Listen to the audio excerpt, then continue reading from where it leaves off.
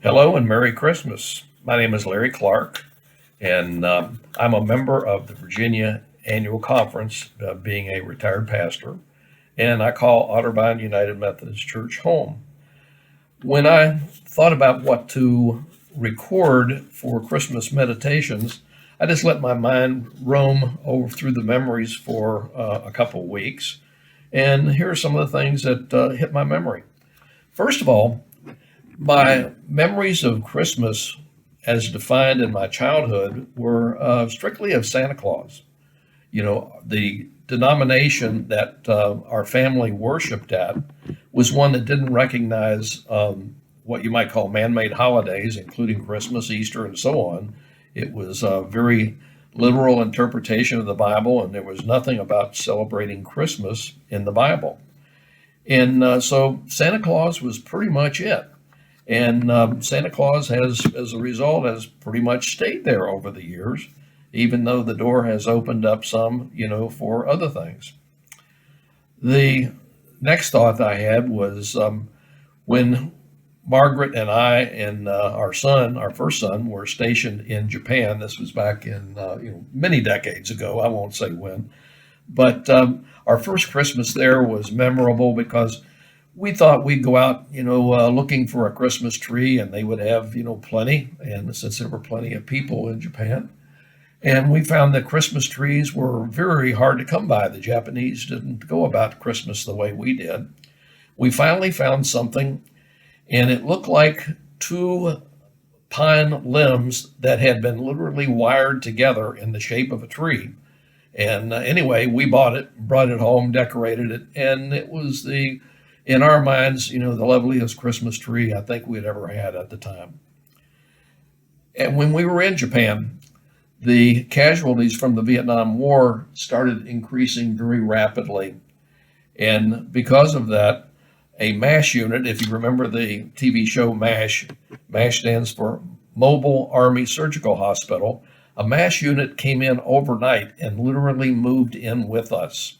Everybody had to squeeze together in their workplaces and in their living places to make room for this hospital. And casualties would come from the battlefield in Vietnam to this hospital within a matter of hours, and they would stay there till they were well enough to be sent back to the United States. Now, what does this have to do with Christmas? Well, at Christmas time, Margaret and I and a lot of the other people we worked with and their spouses, we went Christmas caroling in the wards, where these Vietnam War casualties, were staying and being cared for. And these were sort of homemade wards. We went through there late Christmas Eve singing Christmas carols. And it was one of the, in a way, saddest and one of the happiest moments of my life at that time. It was sad because many of the casualties didn't seem to recognize, what we were doing. There were a lot of traumatic head injuries.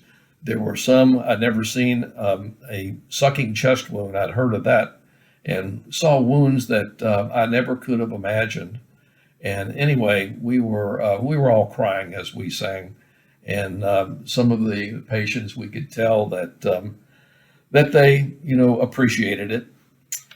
Fast forward from that to a couple of other memories.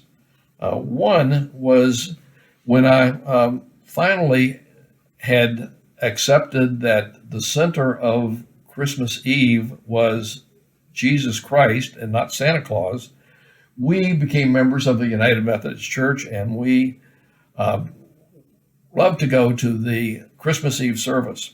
One of the things that happened on a Christmas Eve service, this was at midnight, I had a brand new Casio programmable watch, and I just received that watch a few weeks before and didn't realize that when the clock struck midnight, it would start playing jingle bells. And that's what happened right at a solemn moment during the service. And the lights were almost all out, and our pastor, not being able to see me in the dark, turned in my direction and said, "Clark, turn that thing off." So I've had a lot of great memories over the years. And the saddest one was when I was in Vietnam for Christmas, and that's a whole story in itself. I'll close with this one. I was doing a children's time on Christmas Eve service, And I asked the children, I said, what happened on the first Christmas Eve? And this one little boy who was about 3 years old said, that's the night, you ready for this? That's the night that Jesus went up the chimney. Children have, Santa Claus and Jesus, mixed together in their little heads. And I ran into this boy many years later when he was in his 20s, and I told him about that, and he didn't remember. But I told him it was one of my greatest memories of Christmas Eve. Merry Christmas to all of you.